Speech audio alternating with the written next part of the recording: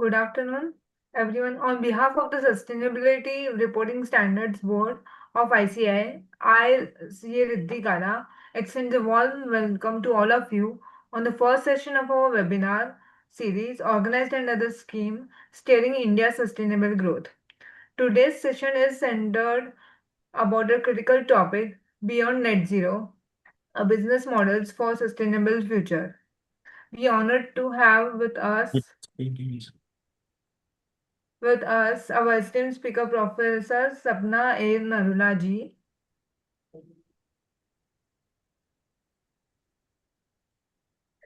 The Professor Sapna A. Narula is the director of CCS National Institute of Agricultural Marketing and a distinguished accommodation in sustainability with over 25 years of experience in teaching, research, and consultancy. She specializes in ESG, CSR, sustainability management, and climatic change with extensive work in corporate sustainability and agriculture value chains.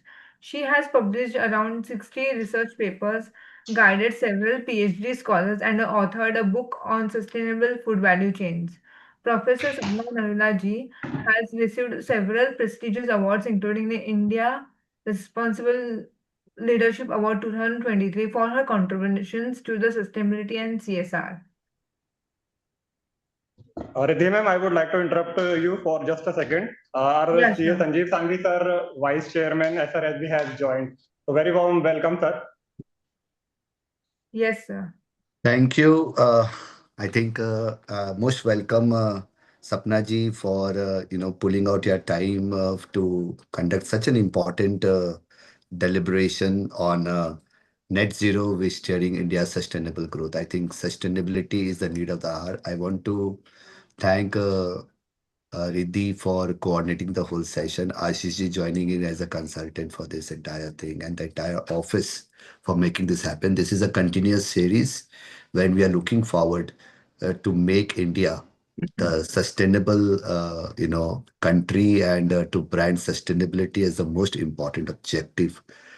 And I think the way the world is moving, and the way I'm working on these global capability centers and global trade and services convener, people are talking more towards people, planet, and profit. It's more of non-financial reporting today, if we compare with the financial reporting which was there. So Sustainability Reporting Standard Board is coming up with a lot of initiatives, and they're coming up with their own standards, which is being worked upon, and we have a lot of discussions related to it. So without speaking much on this entire thing, I think the objective today is to listen more from you. So I will request you to please take forward the proceedings. Okay, thank you so much. Thank you. Thank you so much for your introduction and welcome. Thank you very much, sir, for your good words. Riddhi ma'am, you may please carry on the session forward. Yes. Let us now begin. I shall hand over the forward session to Professor Sapna Narula ji, ma'am. Okay. You may start. Thank you very much, Shri Sanjeev Sanghi ji. Thank you, Shri Ashish Gupta ji and other team of ICAI for having me here. Thank you, Riddhi, for a nice introduction. In fact, when I started working on this subject and topic way back in early 2000, nobody would have thought that, accountants would also come in this picture. So at that time, we were only picking up the low-hanging fruits with the Indian businesses, organizations. But see what a road that we have traveled so far. And while we are talking about non-financial reporting or net zero, finance and accounts remain an important part of this particular topic. And it's not only that without finance, even the net zero goals are not possible, and businesses, regulators, and others have very well realized. So let me just begin with this. Are you able to see my slides? I'm doing that. Yeah, I will. Let me do that. Okay, so today I will be talking about net zero, but then let us first build the context in between, like what is the background and why we are all talking about net zero, and that too amongst the very honorable gathering of ICAI. So we had a capitalist economy post industrialization which only focused on investment and profits, and there was no talk of all the stakeholders. Right now we say that nature is our biggest stakeholder. The trees don't speak, water does not tell that why are you polluting me, and so nature is the biggest stakeholder. But at that point of time the world was grappled with other problems where we only talked about maximization of our wealth. Businesses were the providers of goods and services, and they also never talked about resource efficiency. And it was only growth and expansion through reinvestment of profits that we talked about. Marketing made our jobs easier in terms of provision of goods and services, but at the same time marketing brought the problem of overconsumption. Our ancestors never used the products that we are right now using, and because of the less government interference, because government had to intervene with the poverty, inequality and many other things. So governments also did not come up with the laws which were protecting nature. But what it has led to right now, you all are sitting in Delhi, and wherever we are sitting, no part of the world is away from the climate disasters. We are talking about extreme heat, extreme weather, whether we are in US or UK or Canada. We are talking about lot of disasters. Our own Indian ecosystems, what they are facing right now is really every monsoon we have fragile Himalayan ecosystems on the decline. We have floods, we have droughts, and that has led to a lot of other problems. The pollution is one big problem that we are facing right now. Those who are in Delhi, and water availability and water contamination remain big issues, and because of which not only businesses but also the public is suffering. We are talking about a lot of waste has accumulated in Delhi itself. We have Gazipur landfill and Balaswa landfill, which have added to the woes of Delhi people. Then we are still talking about resource scarcity, and the problems are not only in India. Problems lie everywhere. In South Asian nations, for example, our neighbors, Nepal, Bhutan, Bangladesh, and our ecosystems are being degraded.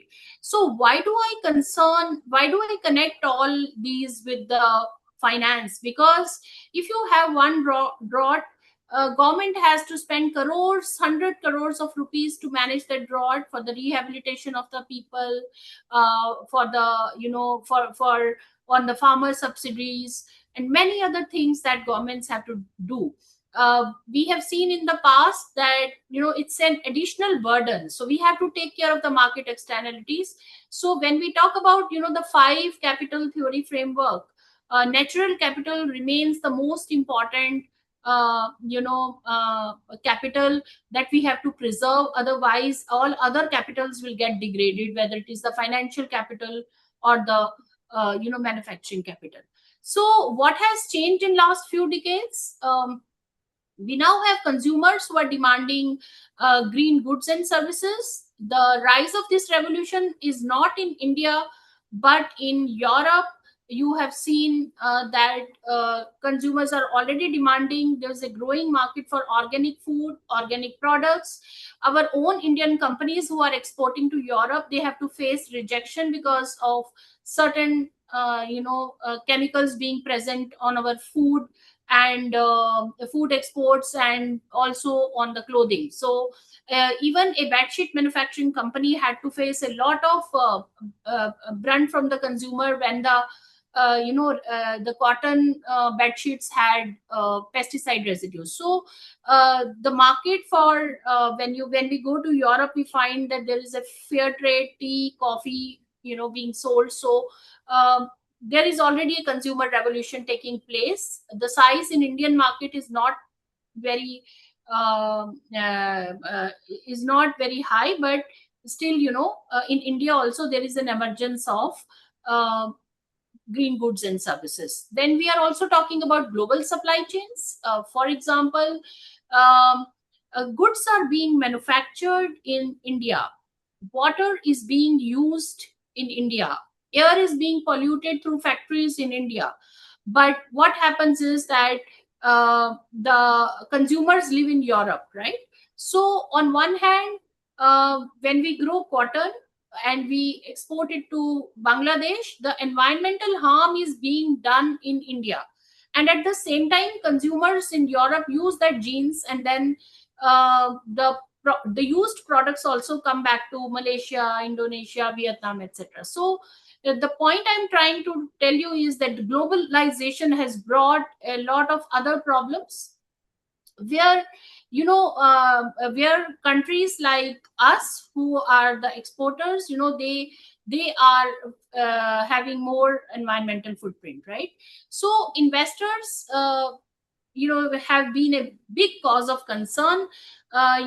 Investors are also worried about the risk that their investment has. So they the entire issue of ESG finance, the entire ESG rating frameworks, they demand, investors are demanding through them the social and environmental impact of their capital. And regulations, not to talk about a globe, but also India, the Paris Agreement, through which 198 countries have signed agreement to reduce the temperature, preferably by 1.5 degrees Celsius. And that's the biggest global treaty that we have, and we all have to take action on that. And on the national regulation side, during last 10 to 15 years, India has seen enormous frameworks, laws, for example, whether it is EPR rules, waste management rules, national resource efficiency policy, and recently it has been revisited, or the carbon markets. We have CCTS, carbon credit trading scheme, through which emission reduction or carbon reduction has been made mandatory for certain industries, almost 9. And in January, we have added a list of 6 more industries, and they have been given quota for the carbon, that they cannot emit beyond this quota, emit carbon beyond this quota.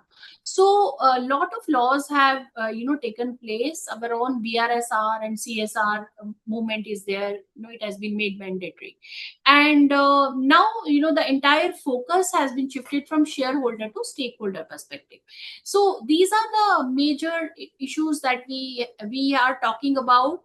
Whether it is the we have been mostly living in a linear economy. Businesses, they made, used, and the products were used by consumer and disposed of.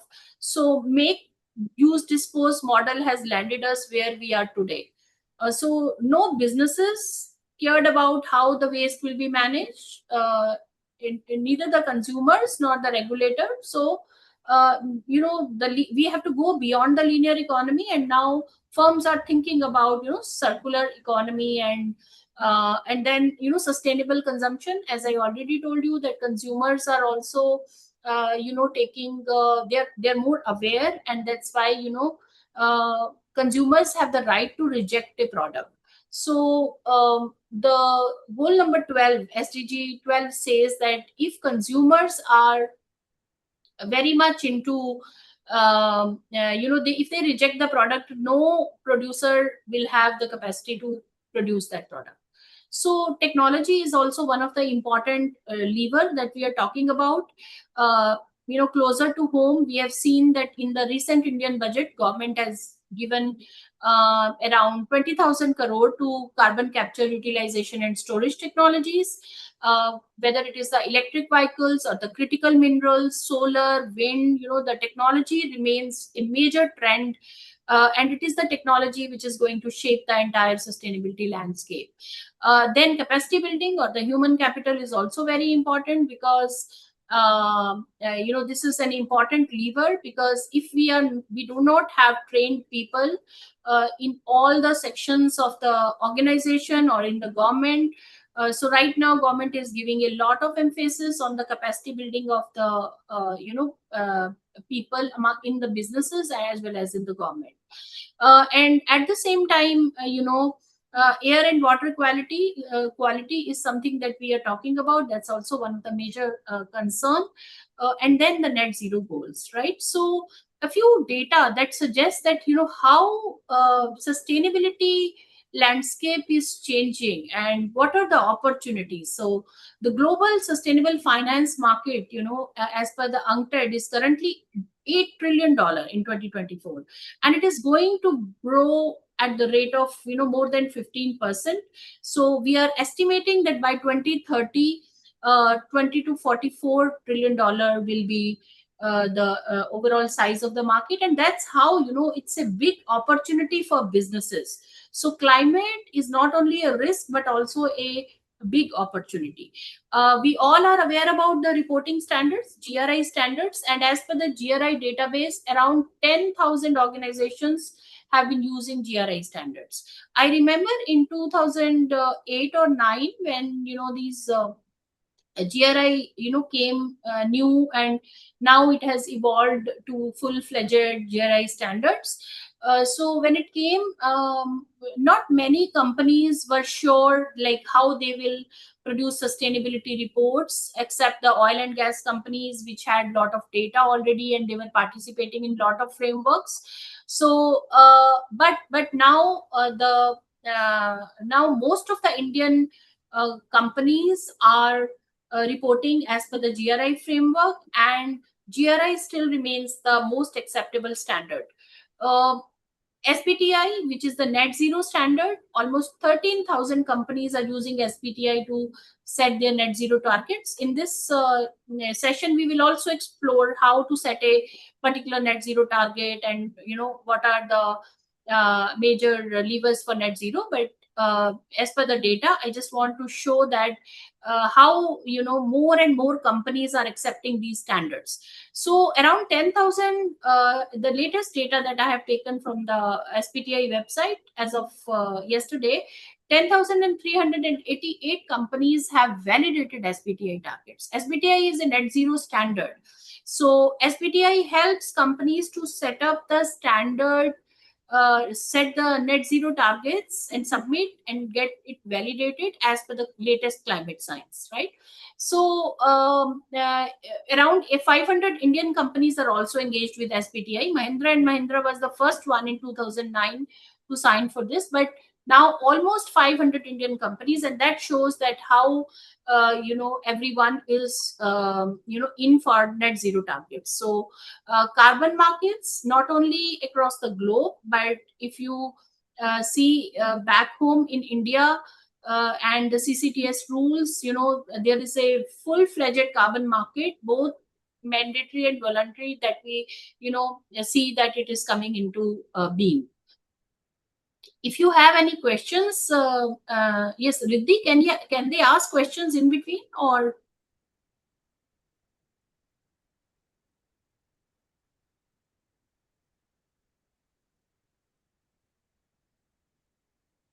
Well, ma'am, you can continue. Questions at the end. Okay, fine. So now that you can see here that the emergence of various frameworks and standards. So when the firm started doing sustainability,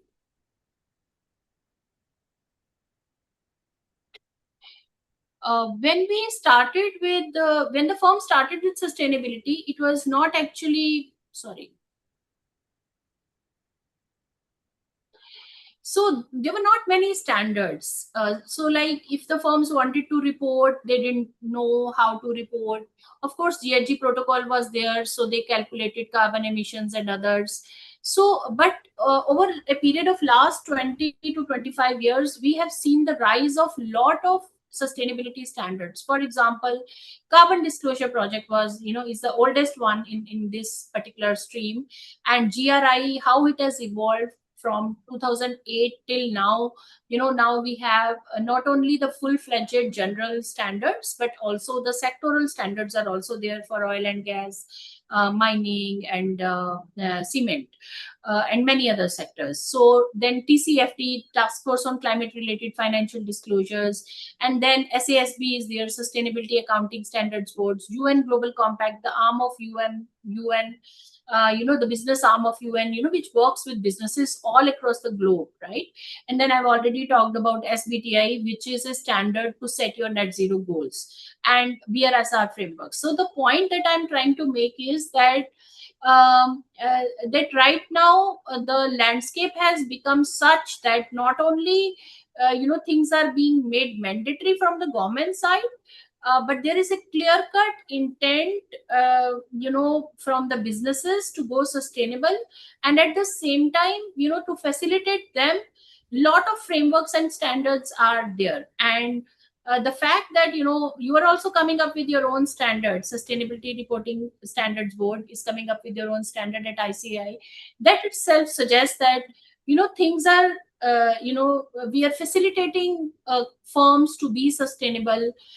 We are facilitating firms to adopt these strategies and report accordingly.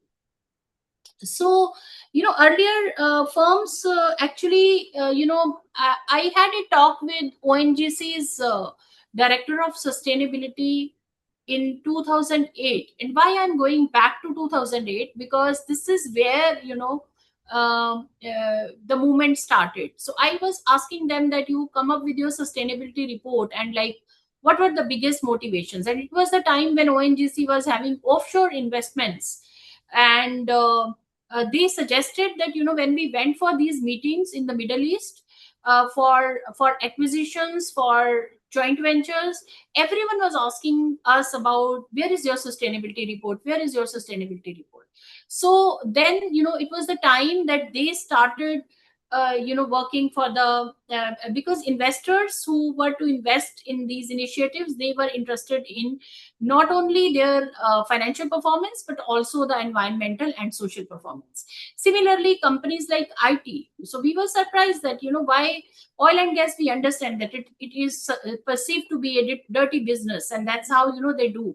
Infosys and Wipro, IT companies, they also started doing sustainability because it was due to the because their clients were sitting in the US, and as a part of their supply chain, they were also supposed to submit their emissions report to their clients, big clients like Unilever, P&G, and many other American companies. And that's how they were compelled into the sustainability field, calculate their emissions, calculate their water footprint, calculate their waste footprint, etc. So we are also aware about the case of ITC, where ITC remains the one of the few companies, one of the first companies to produce sustainability report. So this is investors and clients remain one of the big motivation for firms to be go sustainable. At the same time, companies also realized that if they are not accountable towards environment, resources will also become scarce and costlier. A cement company in Rajasthan found that I'm not going to name the company, but they found that water table was declining, and as the water table was declining, they did not have water for their day-to-day operations. And this is when they realized that they have to work for water management in that area. Because there was no water, communities also they went away from there. So as a result, the labor became very costlier. So the cement company realized that their lack of accountability in the area toward lack of accountability towards environmental and social issues, has landed them into trouble. And then now there is more momentum, starting from the Paris Agreement and others, and many companies they did because they wanted to differentiate themselves. So right from the compliance to competitive advantage. So compliance means that in early 2000 mostly companies were complying with the law. What was required by law, they will do, but they will not do any voluntary efforts. But recently firms have very well realized that sustainability is not something, sustainability or net zero is not something a standalone strategy. It has to be integrated into your overall corporate strategy. It has to be implemented throughout the organization, and it is the only way to do business. And that companies have their entire business models in place. For example, when we talk about Forest Essentials or Body Shop or any other product, right? So net zero is nowadays as a risk management tool, because once we have our net zero strategy in place, we are able to convince our investors, customers that our efforts to reduce the emissions from the environment are very concerted, very directional. So climate risk is you can avoid a lot of climate risks because your net zero strategy is a directional effort where you reduce your emissions, and it helps you to avert the risks which come from changing climate, right? So it is also a technological risk management tool, because if you have updated technologies, if you are using solar, wind, it keeps you updated, and you avoid the risk of having non-environment friendly technologies. So nowadays that each and every company is now going for electric vehicles. Every automotive giant is doing that, and we are into recycling, we are into water resource management. Then we are also taking efforts into waste management. So if you have your net zero strategy in place, it will also give you a lot of credibility. So companies like Vedanta and POSCO, we know how they suffered great credibility risk as a result of their actions. So once you have your net zero strategy in place and you are able to showcase performance through your reporting efforts, you have better credibility amongst the stakeholders. And investment risk, I've already talked about that. More investors you attract when you have this. And market risk, because customers also are more attracted towards companies which are greener and which not only show financial but also non-financial performance. So it will also, your efforts will also have you avert the risk coming out from these markets. Now, for a lot of companies, and I'm going to skip that because I will be talking about mostly net zero strategy, how we can prepare that, and what exactly is net zero. But a lot of companies have actually used sustainability as a business opportunity. For example, a leading sports clothing brand like Patagonia is they are into repairing of their clothes, so they have opened up repair shops. They are also going for organic cotton to manufacture their sport shoes and sports clothing.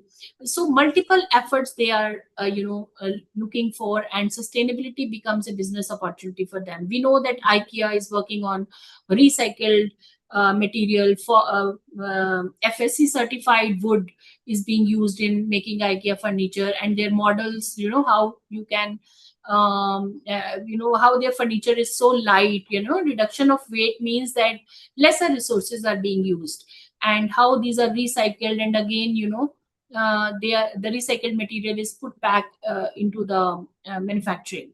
So we are aware, and I'm not going into detail, but this is now the only way to do business from where we start. This is the evolving landscape from where we from the compliance mode to we go resource efficiency.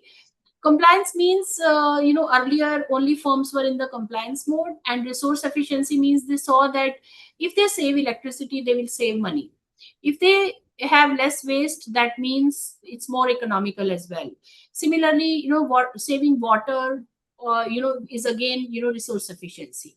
And later on, the firms went on to, differentiate themselves as compared to others in the supply chain. And in the supply chain, as it evolved into the supply chain, that means that now they are not alone, but their suppliers as well as customers have been together in their efforts to reduce the emissions.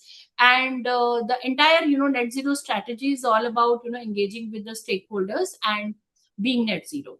And business model is where a firm says that this is the only way I am being sustainable. So let me also go back to when we start our net zero part. It's very clear that India's intent to being a net zero economy, and the Panchamrit pledge taken by our Honorable Prime Minister at COP26, that by 2030, we are it's a short-term target, and the long-term target is that we will be net zero by 2070. But by 2030, we want to bring our non-fossil energy capacity to 500 gigawatts, and we will fulfill 50% of our energy requirement through renewable energy. So we've given a lot of emphasis on renewable energy, green hydrogen, electric vehicles. That a lot of policies have come up. And we will bring our economy's carbon intensity down to 45%. So India will reduce 1 billion tons of carbon emissions from the total projected emissions. So you can see that the intent of our country is very clear, that how we want to achieve net zero. And when it comes to the net zero at the national level, businesses play an important role in this entire gamut or the target that we have. Right? So how are we going to be net zero? It is actually, we are using 5 major strategies to be net zero by 2070. So first is that we are talking about low carbon energy. So we want to use more alternative modes of energy, and we want to accelerate adoption of renewables, green energy, and green hydrogen across India. Second is the mobility. So these are the 5 opportunities that we have. So green mobility means we will be going away from fossil fuels, when it comes to mobility, and electric vehicles is one of the important part. Hydrogen, LPG, and LNG, and other alternative green technology based mobility platforms that we will be expanding into. And the third part is decarbonization by decarbonization of energy intensive industries. For example, oil and gas, cement, textile, hydrocarbons, chloralkali. So there are a lot of industries which are hard, which we call cement, textile. So these are the industries where we start. These are high energy intensive industries, and this is where we start decarbonizing them. And different ministries have made their plans to decarbonize the industry, and at the central level also, Ministry of New and Renewable Energy, Bureau of Energy Efficiency, then many interministerial task forces are there to decarbonize. And then the fourth opportunity that we use is into the green buildings. So by promoting green cities, green buildings, energy efficient buildings, this is a big opportunity for India, which will help us achieve our net zero targets. And the fifth one is agriculture, because a lot of our emissions are coming from agriculture as well. And These are the 5 sectors where India is targeting, but at the same time, there are enablers that we have. For example, I've already touched that technology is one important lever. So without technology, whether it is, it is part of the green building, decarbonization. We experiment with new technologies when it comes to steel or cement, or it is CCUS, or electric vehicles or green hydrogen. Technology remains a key enabler for any net zero strategy. So why because it is through the technology only that we will be able to achieve our targets. And not only how the technology is developed, but also how this technology is successfully implemented in the industry. And the second pillar is finance. So we need money to kickstart net zero plans, even at the corporate level, at the national level. There are a lot of avenues of finance that we will explore, but this is something that, one important lever that we have for net zero plan. And then climate adaptation and carbon sequestration. I've already talked about, how CCUS is something that we are betting upon. Now, a lot of international efforts that we have. India is the host country for International Solar Alliance, and we have signed lot of international agreements as well. For example, Coalition for Disaster Resilient Infrastructure, infrastructure for resilient island states by India, UK, Australia, and other countries. Then we have Green Grids Initiative. National Hydrogen Mission is, of course, national. And at the same time, I'm member of Indo-Australia Critical Minerals Initiative, where, it's a research hub where 20 IITs as well as 20 Australian universities are joining hand to explore and build capacity in the area of critical minerals, right? So this is it. And is it clear to everyone? I just want to know that, I'm not running too fast or I'm too slow. No, you're properly. Is it okay with you all? It's fine. Yeah. Yes. Thank you.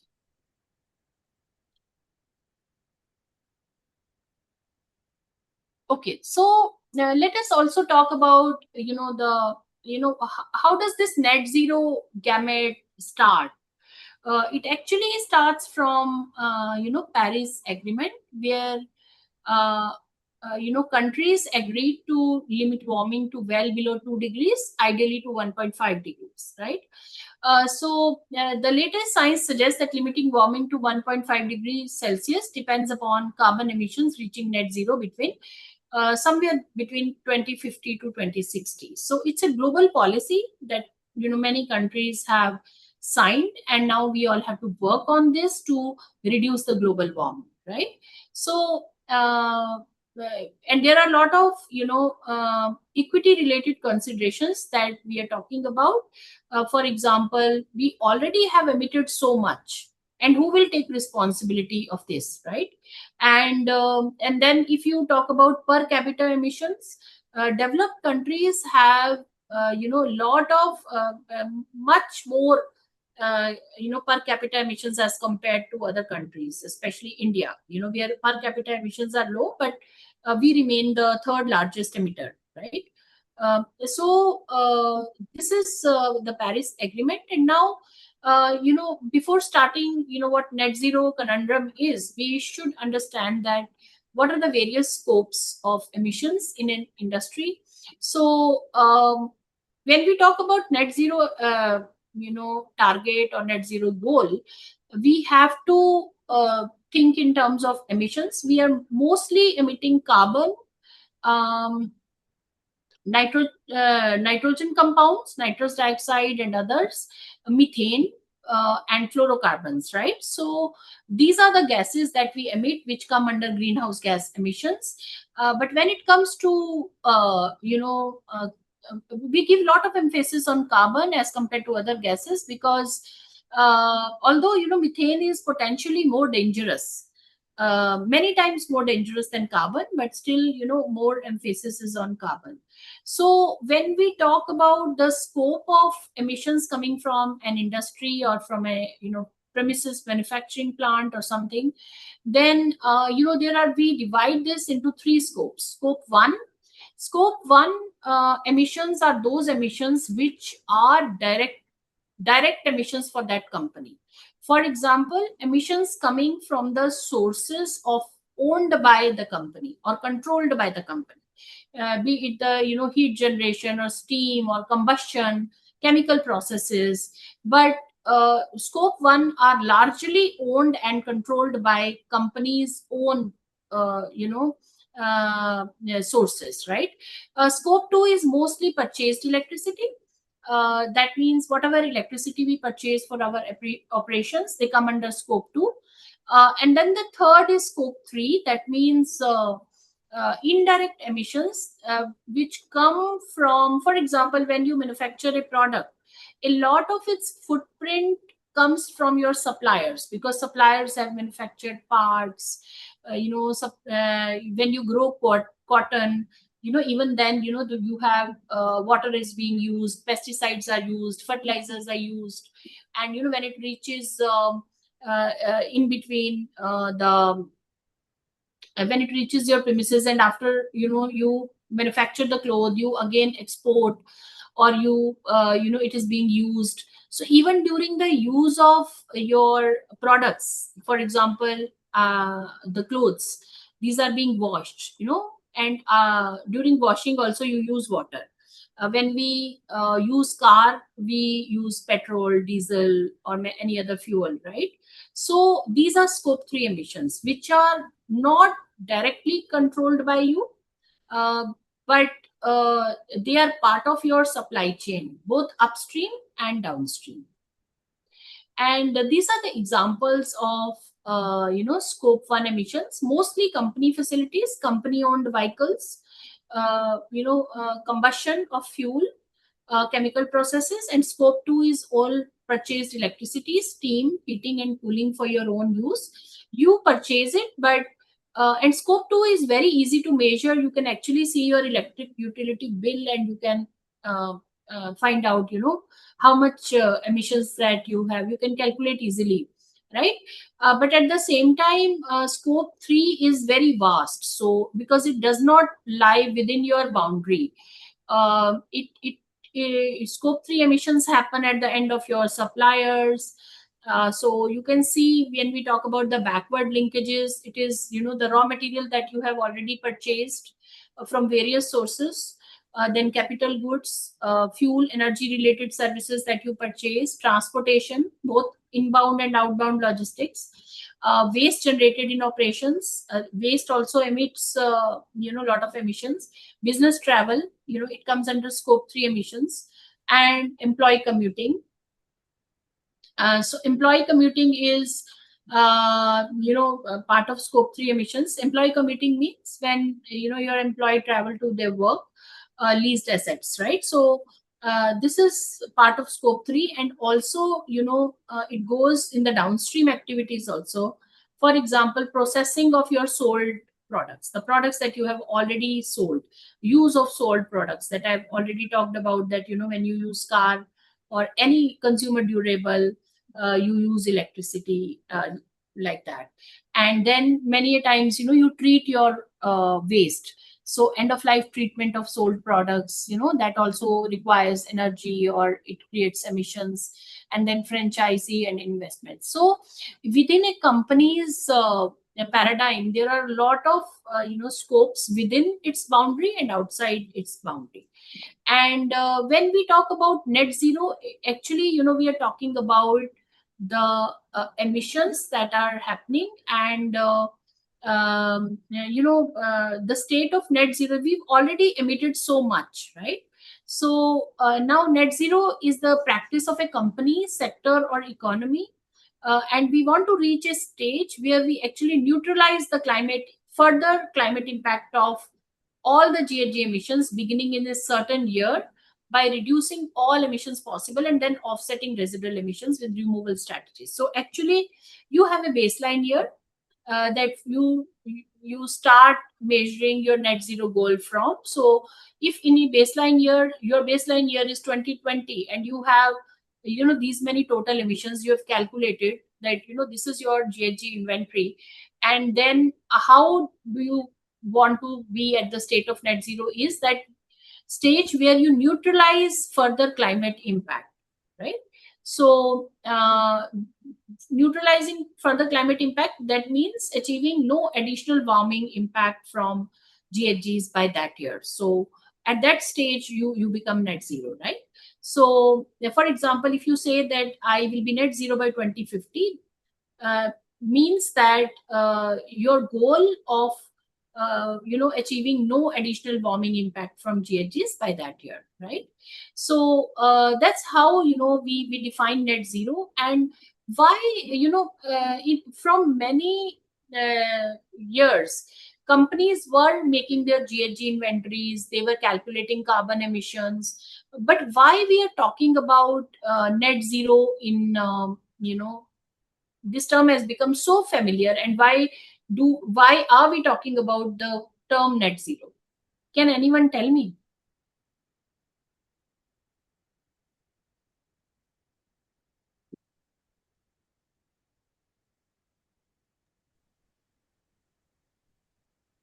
Shall I go ahead, or Yes, go ahead, ma'am. Go ahead. so what happens is that having a net zero goal means that now you have a roadmap, you have a baseline, and you have a target year. And now you are completely communicating with your stakeholders, you're completely communicating with your stakeholders regarding regarding what efforts to do together, right? So you can have a short term and medium term target, and then net zero targets is more directional, where many companies in an industry they take action together. Earlier there was no standard to set your GHG emission targets, so different countries or different companies will adopt different methodologies, or they will not set their targets in line with their competitors, or there will be no industry-wide efforts. So net zero is actually more directional effort that we make. So these are the major, five. I've already talked about, 5 different solutions that India is targeting. But yes, there are other avenues as well.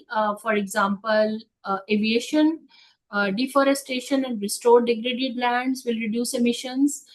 Aviation and shipping has a lot of opportunity to decarbonize. Increase public transport, biking and walking, eating more vegetarian food, shifting to electric vehicles. So these are the major opportunities that we have to mitigate the climate change. So yes, I was addressing this question, that why now we have a more directional net zero strategy. So this is where you actually set your boundaries. You have more ambition compared to the existing targets. It provides you a roadmap of how you will achieve it. It gives you a pathway that how will you achieve your net zero goal. So you can set your own reduction or removal pathway. So it provides you roadmap for delivering the target against which decisions can be made. And net zero strategy also helps companies to prioritize and identify hotspots, like where their maximum emissions are coming from. What are the priority areas that they have to work on? For example, whether they have to include scope 3, or at what level. If companies are choosing for scope 3 emissions, then which are the low hanging fruits that they will touch first. So net zero strategy will always help you to identify these hotspots and work on your priority areas, as rather than going all over again. So net zero strategy also drives action for the 10 to 30 year of period. For example, you can set yourself a big goal and then that goal can be broken into different goals, like short term. For example, you may say that I would like to be net zero by 2050, but my short term goal by 2030 is this. So that is something, which is more achievable, and that will help measure your what you call effectiveness over a long period of time, right? So a means of communicating the plan of action and engaging with stakeholders, and assists in future-proofing organizational operations. So by having a net zero strategy, you commit and you communicate to the different stakeholders that these are my efforts that I'm doing, and this is how they will contribute to industry level emissions and national level emissions, and how I am contributing to at the global level. For example, if there are 10 cement companies and they are all preparing their net zero strategy in line with the Paris goal or with the latest climate science, then definitely they know their goals, and together how as the industry they are contributing is also very clear. So now on your screen you will see that how different companies have set their targets. So I'm not talking about Indian companies, but a lot of Indian companies, major oil and gas companies, they've set themselves a target. Ashish ji is here. He made the net zero strategy for Bharat Petroleum. All our major public sector organizations, they have their net zero strategies, and many other companies are also following the suit. So we know that whether it is the Amazon or the Shell or the Microsoft or JetBlue or Unilever, they are all working for their net zero strategy, because this is how they make efforts towards reduction of global warming, and they can counter the impact that they've already created on the climate. Now, can I take a short break? I just want to drink some water, please. Sure, ma'am. Sure, ma'am. Take your time.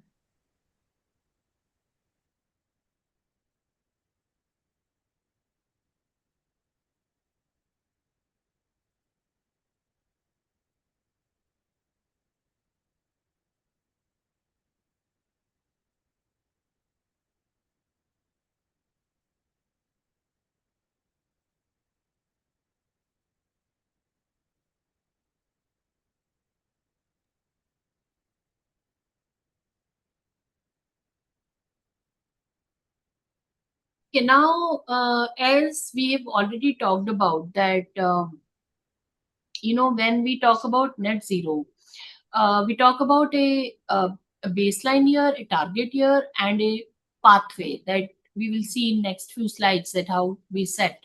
But what are the various paradigms of net zero? What do you need to be net zero? Huh? Okay. So, one important thing is the measurement. Like, how do you measure your, emissions? How do you set your baseline?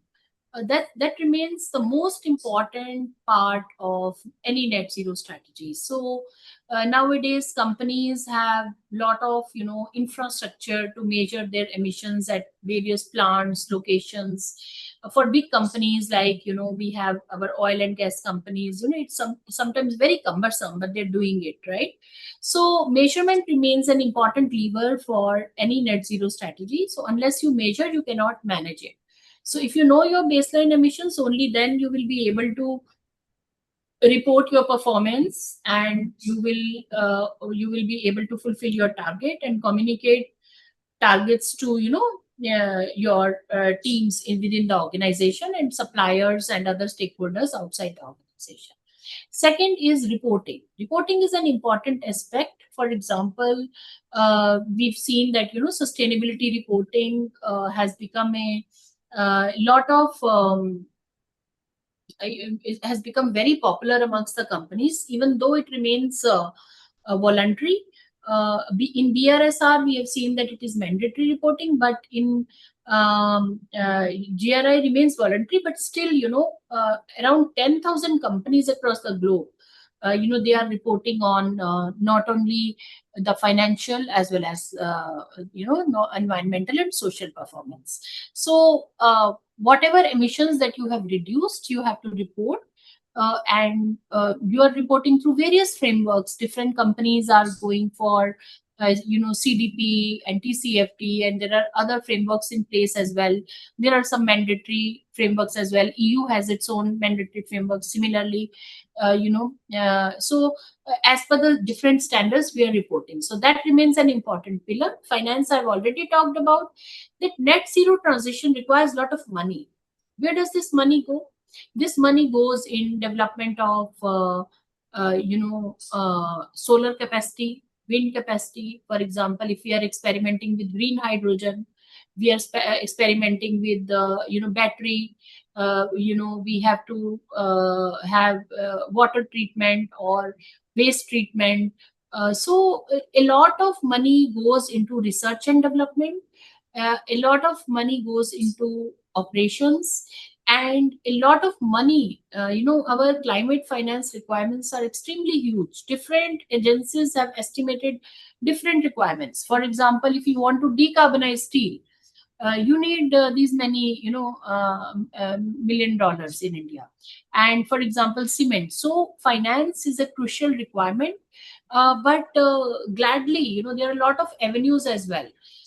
For example, you can avail finance through various multilateral bonds. There are bilateral initiatives, Global Environment Facility, World Bank, ADB. They finance various projects. Green bonds is another avenue where which attracts revenues for taking your net zero projects, net zero transitions. So without finance, we cannot do anything. Finance also comes in the form of various grants. We are scientists, so as a scientist, we are like Indo-Australia Critical Minerals Research Hub is something which is where Ministry of HRD has given us a lot of money to have this joint collaboration with Australia, right? So finance remains an important pillar. Technology I've already talked about, and then you also talk about innovation. Policy is actually very favorable right now. So even when it comes to technological development, and through various initiatives that I have talked about, a lot of policies have been prepared, whether it is FAME or it is National Resource Efficiency Policy, or you talk about GHG emission intensity rules, CCTS. So policy is right now very favorable, and the favorable policy helps businesses to finish their net zero goals, right?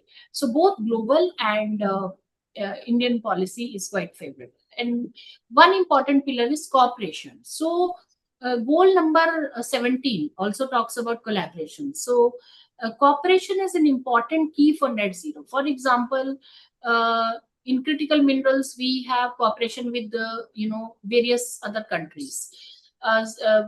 We've signed an agreement with Japan. We've signed an agreement with Australia. Similarly, for CCUS also, both India and Australia are working together. So cooperation is required for the technology development, technology transfer, and many other initiatives. I talked about the International Solar Alliance, where many countries are cooperating together in making the net zero goal successful. Right. So when you develop, in net zero at the national level and also at the corporate level, so these are the principles that any net zero goal has to implement. For example, we have to have a very clear goal. Clear goal means what is it that we want to achieve? Where are we now? And what is our intent? And how do we get to that goal? What is the rate of reduction that I'm aiming at, right? So, and how can I implement that? So you have to have realistic goals. They have to be ambitious in line with the latest climate science. So clear, ambitious and implementable net zero aligned roadmaps to 2030 and beyond are critical.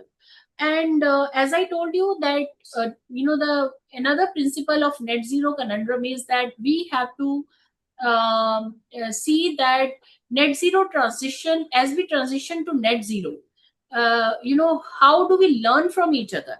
So net zero transition means that if today we are having these many emissions, and by the target year we want to reduce it by that level, how do we transition? How will that become economically viable, right? And how do we share our learnings? And learnings means, for example, cement industry. So different players in cement industry, not only in India but also in other countries, they can showcase their best practices, they can work together, they can learn from each other, right? Similarly, different countries can learn from each other. So this is another principle that we talk about. And there's the Cement Sustainability Initiative, CSI, which is an international collaboration of all cement companies, where they work together to have green cement and a environment friendly cement related products, right? So innovation I've already talked about. And then private and public investment, we have to mobilize any corporate which is picking up a net zero plan. For example, if you are kick-starting green hydrogen, so where is that money coming from? Maybe you are investing 50% from your own pocket, but rest of it, how it will be coming. So how you can jointly mobilize money as an industry, as a group of companies, right? So then another important aspect is people-centered transitions. People-centered transitions means while you are going towards net zero transitions, very likely you will be shutting some coal plant. And what will happen if you shut that coal plant? Many people will be jobless, right? So that cannot be called a just transition. Just transition means where people will not be harmed. So as a part of your net zero strategy, if you are raising new capacities in solar or wind, you have to see that that you do not make those people unemployed who are already involved in those operations. So how do we integrate them? So we have to talk about the just transitions, means justice should be done to everyone. And then net zero energy systems also need to be sustainable, secure, affordable, and resilient, right? So these, yes, what is SBTi? SBTi are Science-Based Targets Initiative. So SBTi has been promoted by CDP, WWF, WRI, and UNGC. And this is a standard for setting your net zero goal, right? So SBTi is an initiative where companies have their net zero targets submitted. What will happen is that if everyone is setting their net zero target, different people will be doing different stuff using different methodologies. It is very likely to be greenwashed. Greenwashing is very likely to happen. That, so it's just like if all the students who want to appear for medical, we have a common entrance test for them. So it's not an entrance test, but then again, SBTi helps you set your net zero goals as per the latest climate science. So once you become a signatory to SBTi, you submit your targets, and then these targets get validated, and they will assist you in setting your goal. So there are 4 principles that SBTi talks about.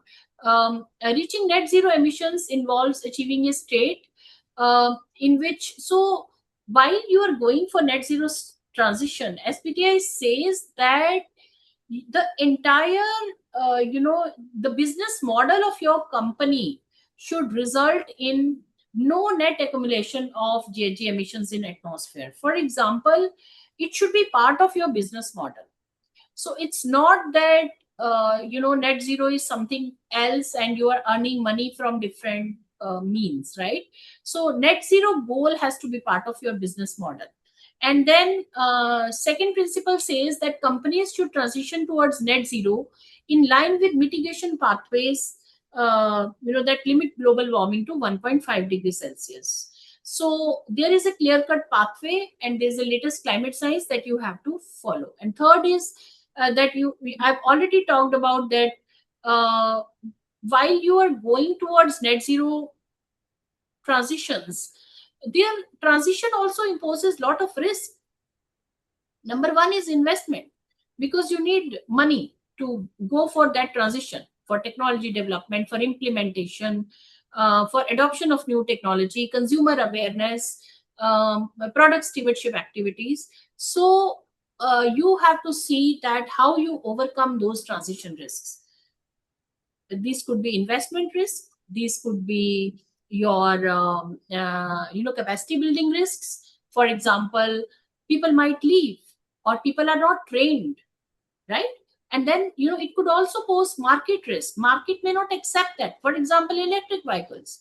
You are experimenting with electric vehicles. You are going towards fulfilling your net zero goal, but consumers do not accept your electric vehicle technology. So there are right now, we are talking about 4 different types of technologies, like plug-in and hybrid, and many other types of technologies. So if your products that you are using, the business model that you are using, is not acceptable to consumers or markets, then that transition is not an effective transition. And that's what Principle 3 talks about, that your transition to net zero should effectively mitigate the risks, whether it is the market risk, or the technological risk, or human capital risk, or investment risk, right? And the fourth is the approach that you follow in reduction or removal pathway, or in net zero emissions. It should also inform your long-term strategies and investments, and should prove certainty to investors. So again, all these 4 guiding principles of SBTi suggest that while you are going for net zero transition, you want to achieve those goals, you have to see that that you also convince your stakeholders, and there is less risk involved.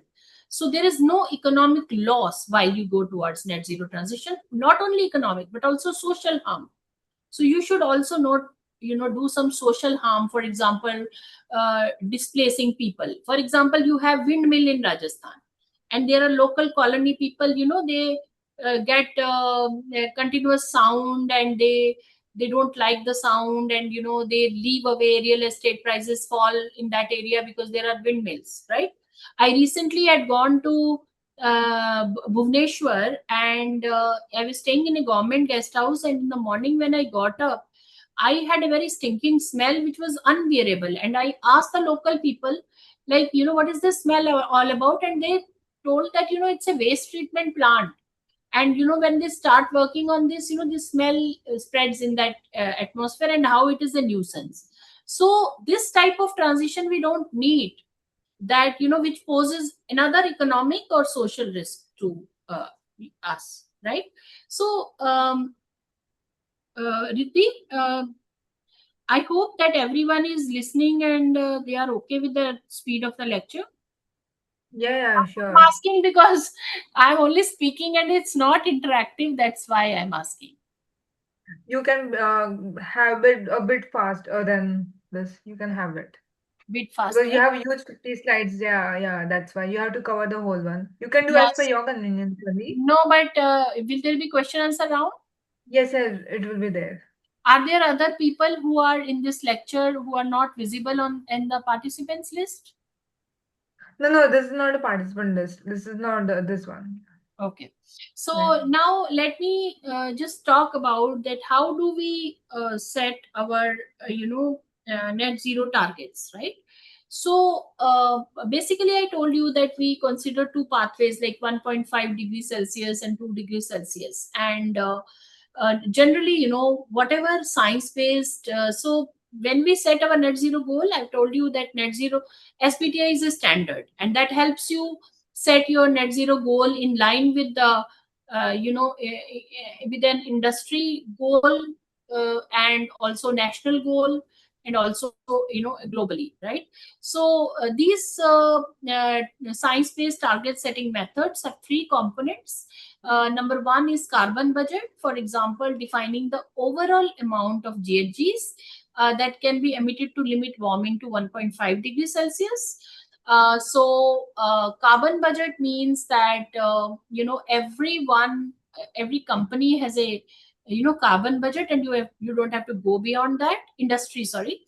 And emission scenario, that means what are the various scenarios that we build, like what is the trajectory according to which we want to reduce.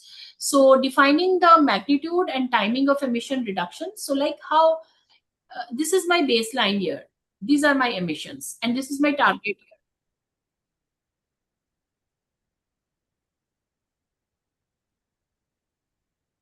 Yeah. So how do I, create my emission scenario? Scenario means how do I reduce, what will be, at what rate I should reduce my emissions, at the same time not compromising with the economic goals, right? So this is how, we are talking about, and companies should choose a method and target that drives the greatest emission reductions to demonstrate sector leadership. So that's why, we talk about this. And SBTi should cover a minimum of 5 years and a maximum of 15 years from the date the target is publicly announced. So now, how you set yourself a net zero target, right? So it should actually cover a minimum of 5 years and a maximum of 15 years. You can have a short term, medium term, and long term targets as well. So many companies have set themselves a target of 2050. They are there are this long term target is also broken into short term target, right? So the boundaries of any company's SBT should align with those in its GHG inventory. So mostly, I've already talked about scope 1, 2, and 3. So you may choose your boundary. For example, emission reductions from scope 1 and 2 sources should be aligned with well below 2 degree or 1.5 degree decarbonization pathway.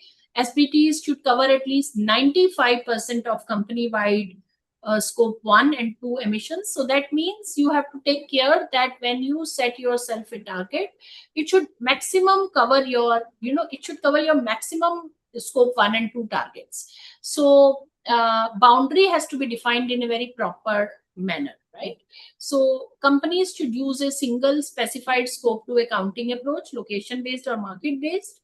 And then there are many companies where scope 3 emissions are much higher. For example, Walmart. So Walmart has around 1 lakh suppliers across the globe, and scope 3 emissions are more because in the distribution they have a lot of stores, a lot of electricity is used. So where in a company scope 3 emissions are 40% of the total scope, you must set a scope 3 target as per SBTi, right? So if it is less, scope 3 emissions are very less. For example, they are 10% of your total target or 20% of your total target, it's fine.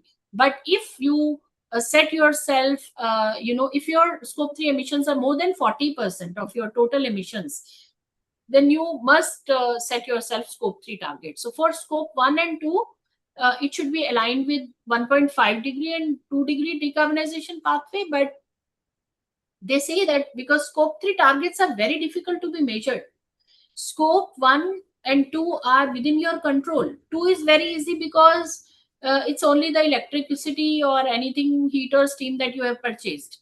Scope 1 is within your control. You know how much raw materials you have used, how much combustion you have done. So you can very easily calculate. But scope 3 target is not within your boundary. It lies with the suppliers. It lies here and there.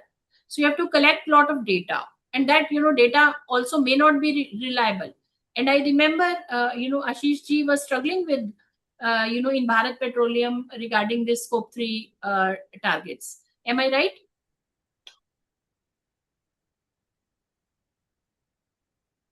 Okay, so scope 3 target boundary should include the, it's very difficult to collect scope 3 data. So that's why scope 3 targets generally need not be science-based, but should be ambitious. measurable and clearly demonstrate how a company is addressing the main source of value chain GHG emissions in line with the current best practice, right? So scope 3 target boundary should include majority of value chain emissions, but at least top 3 emission sources, because there are a lot of categories. There are around 14 categories that I showed you on the slide, that scope 3, both upstream and downstream. So at least it should cover your 2/3 of total scope 3 emissions, right? So nature of scope 3 target will vary dependent on emission source category concern, the influence a company has over its value chain partners, and the quality of data available from those partners, right? So as I have already told you, that there is a carbon budget where like a finite amount of carbon that can be emitted into the atmosphere before warming will exceed specific temperature thresholds, right? And emission scenario is the way, like how, for example, you are supposed to emit 15,000 metric ton of carbon equivalent, and you have a target of 10 years. So how do you distribute this carbon budget over time? That is what represents your emission scenario. It's a line, it's a pathway that that will decide like how you will be reducing your emissions. So from A to B, how will you come here, right? And allocation approach refers to the way that carbon budget underlying a given emission scenario is allocated amongst the companies within the same level of disaggregation. For example, you set the targets at the global level, but how these targets are distributed regionally or sectorally and globally, right? So there are two approaches that companies use in an industry. Different companies have different economic footprint. For example, I may be I'm company A, and company A is very what you call is having 50,000 tons of carbon equivalent, whereas there is a smaller company, and its economic footprint is smaller, and similarly it will have lesser emissions. So they may have 10,000 carbon equivalent emissions, right? So how do they reduce that? They all converge at one point, right? So there are two approaches that SBTi suggests while setting net zero targets, right? So one is that how different companies in an industry, they set themselves target. So if you take intensity pathway, intensity means that you reduce on the per capita basis or per unit of market value added basis, right?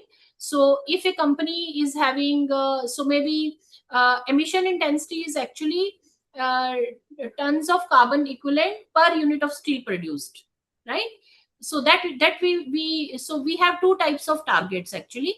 One is absolute targets, another is intensity targets. Absolute targets are like in numbers, but intensity targets are always normalized by a certain unit. For example, if you produce 1 unit of steel, what is the total emissions per unit of steel? If you are a real estate company, and you will calculate the intensity targets on the basis of per square feet. So for example, if it is a builder will say that I produced 5 tons of carbon equivalent per square feet of building or per square feet constructed. So intensity target is different from absolute. Absolute is in absolute numbers, but intensity target is always normalized by a certain factor. So if you set up emission intensity factors, they make sense because different companies are structurally very different. Their economic footprint is different, their market value is different, they their production levels are different. So that's how target setting becomes very complex. So you use two approaches.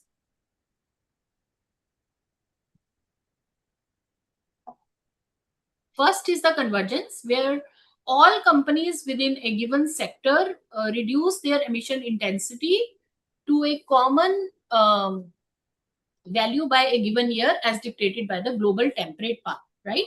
So difference between convergence and contraction is that in contraction, all companies reduce their absolute emissions or economic emission intensity at the same rate, irrespective of the initial emissions performance. For example, in this case, where I gave you example of two companies, 15,000 versus 20,000 carbon, 10,000 carbon equivalent, both the companies will reduce their absolute emissions, okay, at the same rate, irrespective of their previous emissions. So rate of reduction will be similar in both the case. But in convergence, what happens is that they will reduce at the same rate, and they will achieve a certain value. They all will converge to a certain value of emissions, within an industry. Okay, so now it's very important that how you set yourself different targets. So let's understand the difference between an absolute and intensity target set.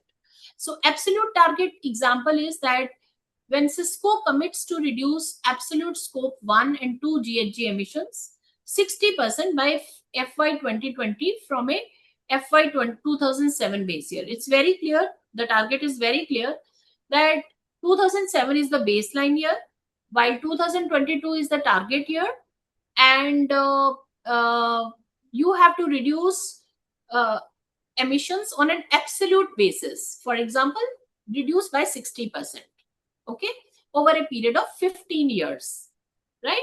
And it's very clear that they are only targeting scope 1 and scope 2 and not scope 3 target. So this target is very clear that it's an absolute target where you are aiming at reduction in absolute numbers over a period of 15 years. You have a base year and target year.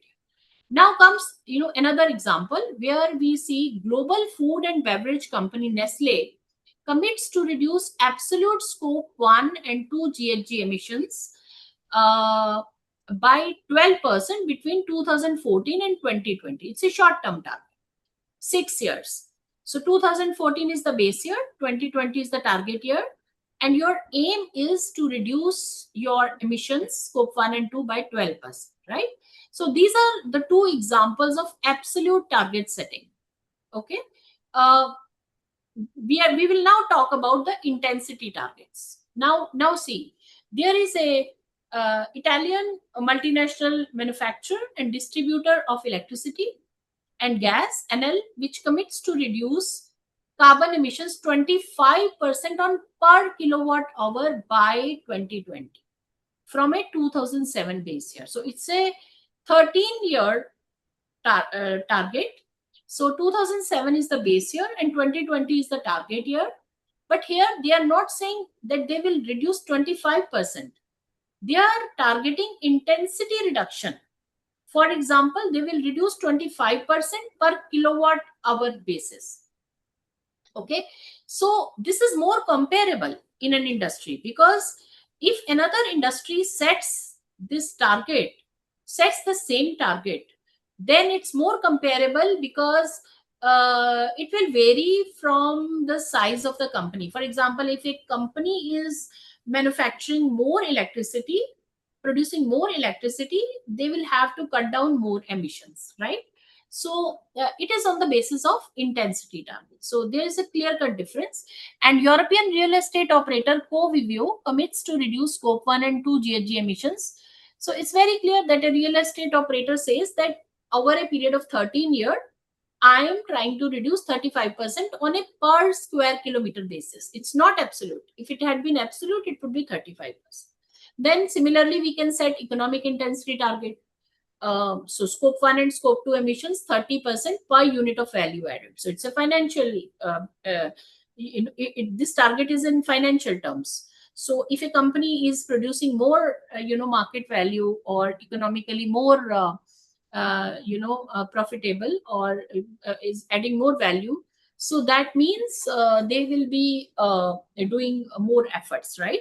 So targets using other formulation set as well. Here you see that a brewery company sets a target from 2017 to 2025. So it's like almost 18 years, and it's a product based targets. So 25% per beverage. For example, if I'm an automotive giant, I may set myself a target of net zero, target of target reduction of emissions on the per car basis. For example, I have a model of car which emits overall emissions in the life cycle are, for example, 5,000 carbon equivalent, right from the start till the end of life.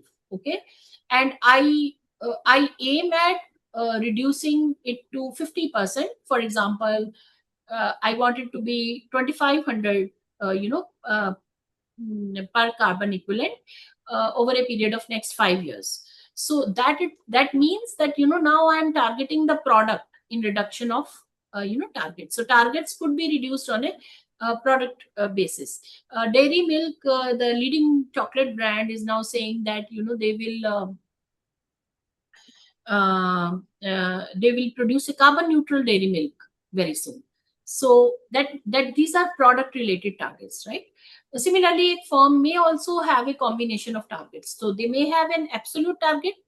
At the same time, they may have emission intensity target. For example, there are two examples given on your screen. One is Coca-Cola, where they have an absolute target of 20%, whereas intensity targets from their drinks category to reduce it by 33% by 2020, right?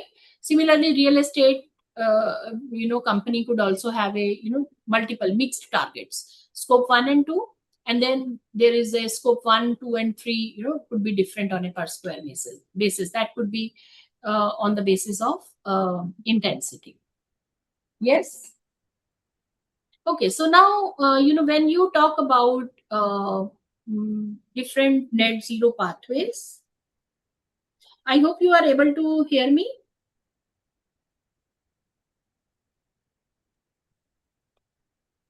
Yes, I ma'am. hope- Yeah, it's going fine. I hope it's not too heavy because I'm not able to interact, so I'm feeling very concerned about it. Okay.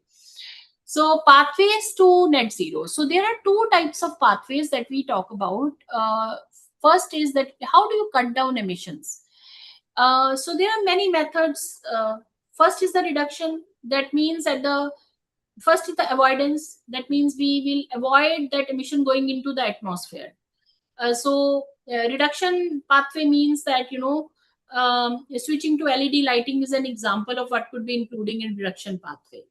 And even after you reduce, for example, you introduce some technologies, you use solar, wind, everything, but still you will be left with some residual emissions which you cannot reduce, and that's true for hard to abate sector. For example, cement or oil and gas, mining. They will, because by nature these are energy intensive industries. So while you set yourself a target, it's very important that you try to reduce, but at the same time it would be very difficult for you to do away 100% of your do away with 100% of your emissions. So what does that suggest? That you cannot so you have to now have a removal pathway, right? So removal means either you remove by storing it under the sea, the emissions. That means we talk about CCS and CCUS technologies, where we take the emissions and store it deep in the sea. But the technological uncertainty is cannot actually explain. Right now there are not many companies who are doing it because of the uncertainty related to this technology. Second is that you buy offsets, you buy carbon credits, right? So for any ton of carbon equivalent that you have emitted, you will purchase a carbon credit from the other party, third party, right? So carbon markets that we are talking about, and it's very well explained by that. So you offset those emissions by purchasing carbon credit from the others who have removed it, right? So these are the various pathways. So how much we will be able to reduce and how much you will be able to remove, it's very important. So removal pathways aimed at removal within your value chain. So for example, by carbon sequestration, nature-based solutions, or buying carbon credits, or avoiding emissions through sold products or services, or carbon credits from reduction projects, right? So you have a carbon budget, you have an emission scenario, and you set yourself target, and then you form a strategy, like how are you going to reduce and remove. So you choose your pathway, you choose your strategy, so you choose your action plan, how you reduce your emissions, right? So setting a net zero strategy, as I've already talked about, that this is the last part of my presentation, and then I would like to take up certain questions. So just like defining your organizational GHG emissions boundary in line with the GHG protocol, this is step one. Control approach, equity share approach that you use. So you first decide your boundary, and then second step is defining your operational GHG emissions boundary by including whether you want to include scope 1 or 2 or all scopes, and if scope 3 is included, which categories you adopt, right? And these guidelines are actually provided by GHG protocol, right? And third is that scope 3 screening, like which one you will be involving or not. And then step 4 will be calculating your scope 3 emissions and identify next steps to improve your data quality. And step 5 is combined with your full emissions footprint. I think I will stop here to take some questions if there are one, but I have explained how a net zero target is set, and I would be happy to take any questions at this stage. Yeah. Okay, there are a few questions from the audience. Yes, please. Explain the role of CA in ESG reporting, sustainability disclosures, and assurance services. Can you repeat that question, please? Yeah, sure. Explain the role of CAs in ESG reporting, sustainability disclosures, and assurance services. Right. So, see, the role of chartered accountants is extremely important. I will come back to assurance, but see, when we talk about a particular product, when we talk about, so far we were only talking about finances, and we were only reporting, we were doing, our balance sheet reporting, and we were only talking about in money terms, and there was no value assigned to, natural resources. But nowadays we are talking about, natural resource accounting as well, because this is a big source of market externalities. For example, if your products are not actually aligned, if your products are very risky in terms of climate, they may get banned, right? I'm giving an example of a company wants to change the packaging of a product from one to another, alternative. It will need, market practitioners, because they will guide about whether this kind of packaging will be acceptable by the market or not. Customer representatives should be there. It will also need, scientists, because the product is compatible with the packaging or not. It will, also involve the product, what you call manufacturing people. And at the same time, accountants are always a part of this, because they will always compare the cost of both the products, like having, and costs are not only in the financial terms, costs are also in terms of, what are the environmental and social costs of both the packaging. So, and the role of an accountant, chartered accountant, is extremely important in terms of assigning values to the intangible things, going beyond, money or finance terms. So it's extremely important. Puma, the shoe manufacturing company, has been, doing natural resource accounting, and they're actually finding out the cost of shoe, not only in terms of raw materials, but also the natural resources that they have used. So if you have used 100 kiloliter of water, and that too from the ground sources, just imagine if you manufacture 1 lakh shoes, how much water you have used, and how you are impacting the nature. And after 10 years of time, it's you will be like, after 10 years of period, how that community will be impacted, and how that environmental ecosystem will be impacted. That means you have to spend more money in managing that, right? So accountant takes care of these externalities which arise not only in the short run but in the long run. So one has to be accountable, right? Now I answer your other question. That means, what is the role in assurance? Yes, you have a big role, and there are a lot of opportunities, not only here but also in the carbon markets.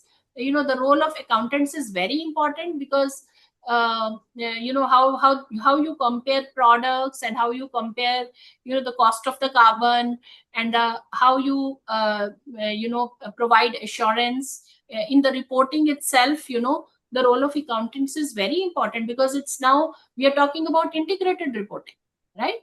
So times are not too far, and this is where you have to play an important role. Yes. Next question. What are the key drivers motivating organizations to move beyond net zero commitments?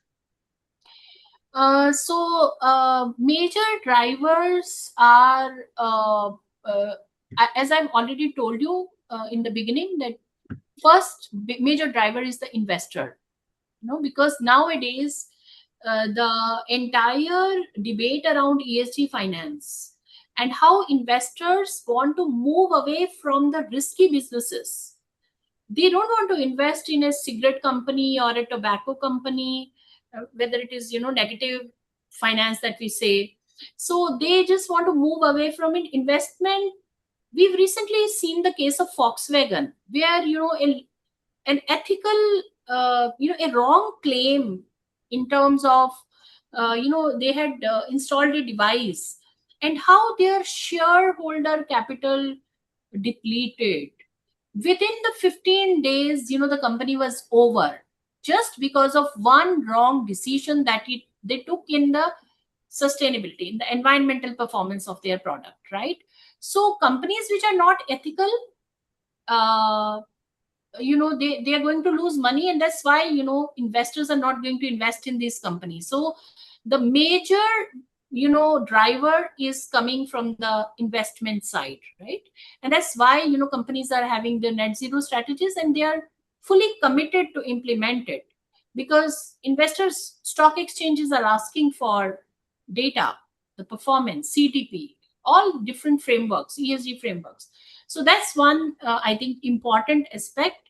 Another major driver is the market, because times are not too far, and our research has shown that if a company is more non-financial performance is good, they also perform financially good. So financial performance is correlated with non-financial performance. So market, customers reject your products. That's the major driver, that you have your net zero commitments. Third is the regulator. Now GHG emission intensity rules, and I have displayed these in my presentation as well. That in now India has come up with the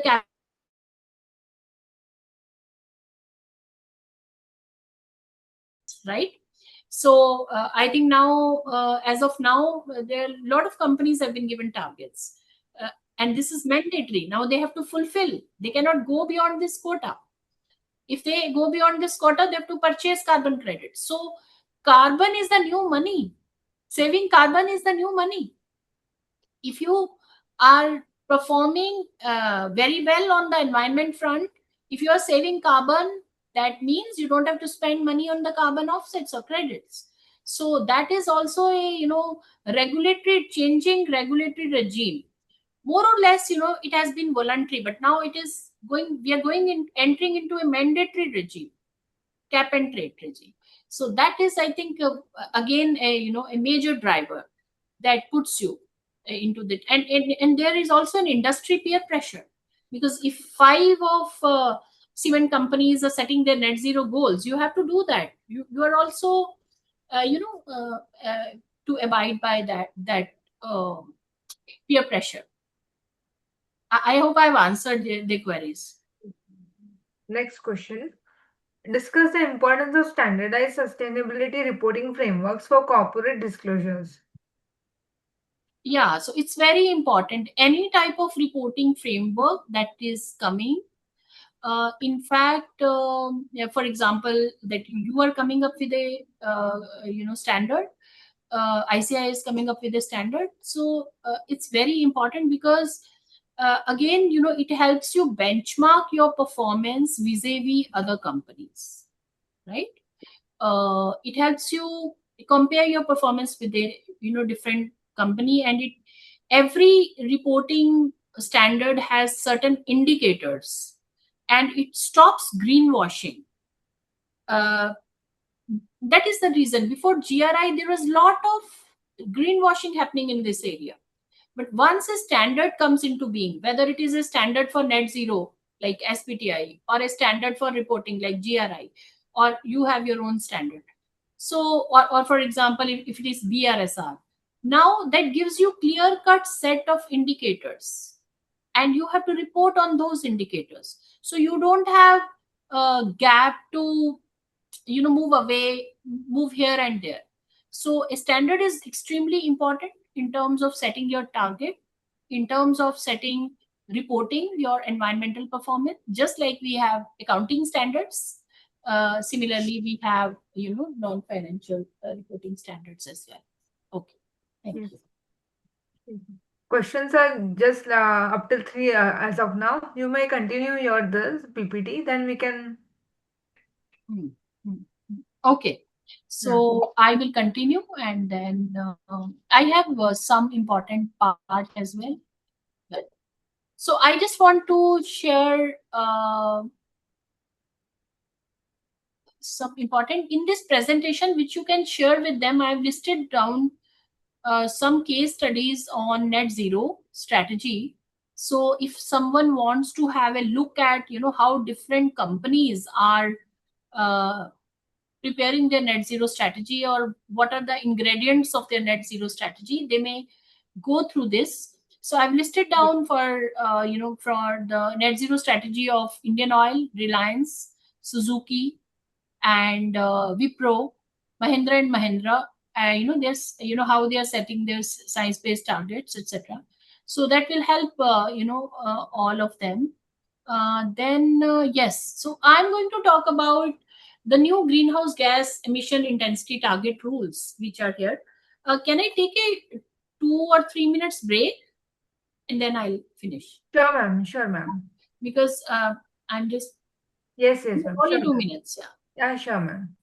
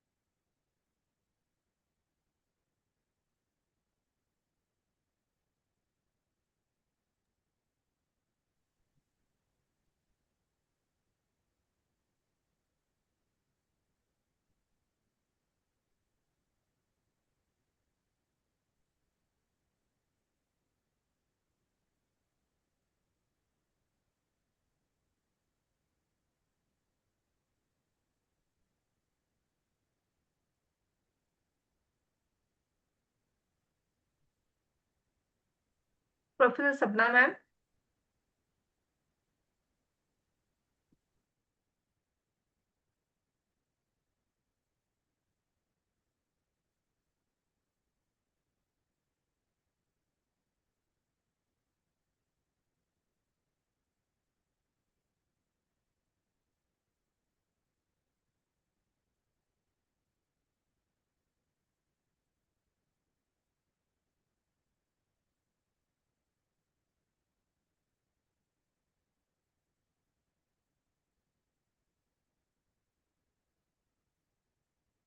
Are you able to hear me?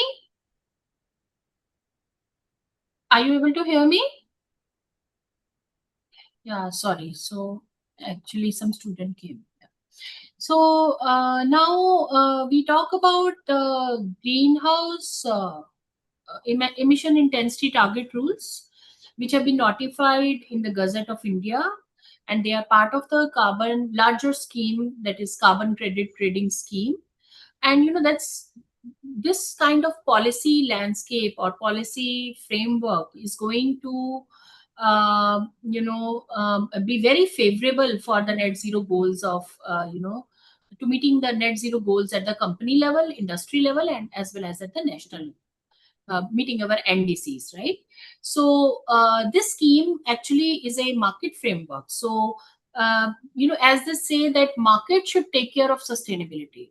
So market should rate environmental performance. If there are two companies and one is environmentally very efficient, they have invested in technology, they have invested in everything, but still so they have invested, they've made more investment as compared to company B and company A, both are selling the products in the same market. So the cost wise, company A, in spite of investing in environment friendly technologies, will not be viable in the market because the cost of company B is lesser, which has not implemented any technology, right? So they say that sustainability markets should take care of sustainability. So how does that happen? So regulator has to reward a company which is using technology, which is more environmentally efficient, and the market should take care of it. So company which is not abiding by the law, or which is emitting more carbon or has not implemented technology, they will have to pay by either by purchasing carbon credits or by paying carbon tax. So India has come up with a new cap and trade carbon market. Cap and trade scheme is actually what you talk about. It's a mandatory regime where government gives targets to different companies in an industry, and they say that you cannot emit beyond it. So imagine the ideal situation if there are two companies. For example, company A has a target of 10,000 tons of carbon equivalent, and company B has a target of 10,000 carbon equivalent.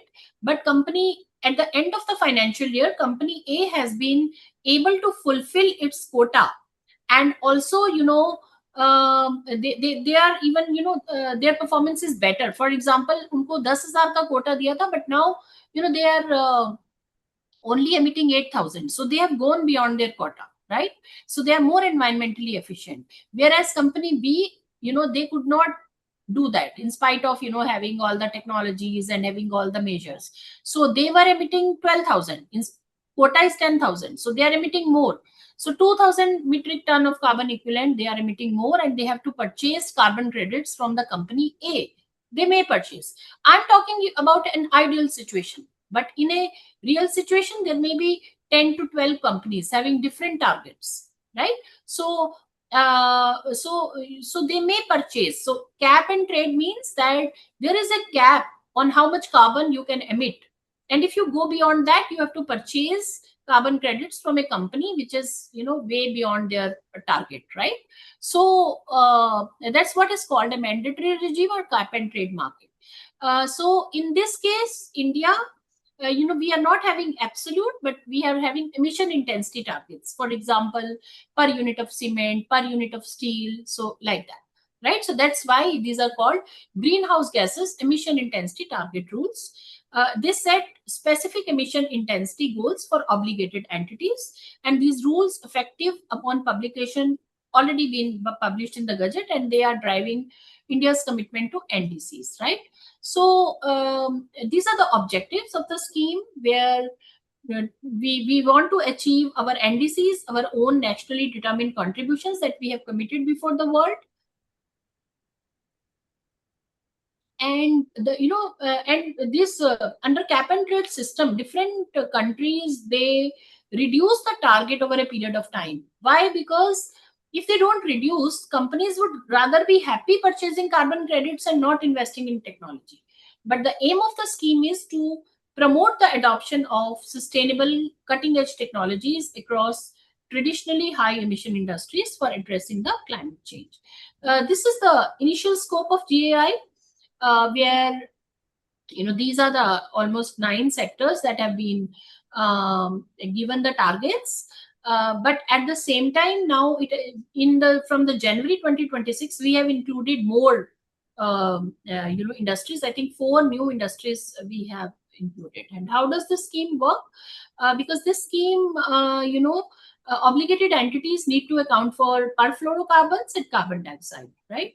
So direct GHG emissions from the production of, I've already talked about direct GHG emissions like production of electricity, heating, cooling, and direct process emissions, which result out of your burning of chemicals, any chemical reactions, etc. And then indirect emissions, right? So these are the 3 categories that you have. Then there is a compliance mechanism where you have an Indian carbon market portal where each and every obligated entity is supposed to register, and this will also facilitate the sale of the carbon credit. Actually, we call it emission allowance, right? So if you don't comply with the law, if you have not fulfilled your target, and at the same time you are also not purchased carbon credits, you are bound to attract penalties, right? So which includes environmental compensation set at twice the average trading price of carbon credits. So a lot of ministry agencies are involved. Bureau of Energy Efficiency, Central Pollution Control Board will decide the compensation, and BEE will issue the carbon credit certificates. Hello. Okay. Okay. So that's what greenhouse gas emission intensity, and it talks about if you are not fulfilling your target, CPCB will impose a fine, environmental compensation on you, which will be paid within the 90 days from such emissions. So I think that's all from my side, and I'm ready to take up any questions that you have. Yes, ma'am. How can companies participate in a carbon credit trading scheme? Yeah, so companies for this particular carbon credit trading, there are obligated entities. So they have specified targets for different companies and they have to register, right? But companies can actually participate in a voluntary carbon market. The one that I was talking about was a mandatory carbon market operated by the government regulator.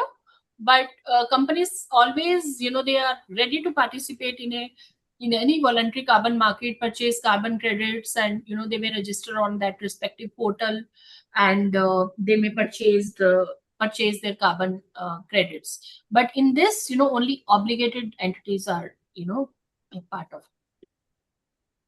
Why are sustainable business models becoming essential for long-term corporate resilience and value creation? Because yes, it's a very nice thought. In fact, without sustainable business models, there is no survival. As I was showing in one slide that it's the only way to do business now. Because if you are not sustainable, then you are not going to survive. Because it's not only the financial performance, but environmental and other stakeholders are demanding. You need social license to operate, right? You need to satisfy all your stakeholders, and even regulators are very stringent, forming stringent regulations.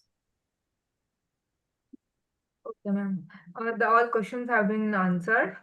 Now, I would, on behalf of the sustainability, I really didn't know because there was no interaction with the participants. I don't know how many participants participated. there were 358 participants. Oh.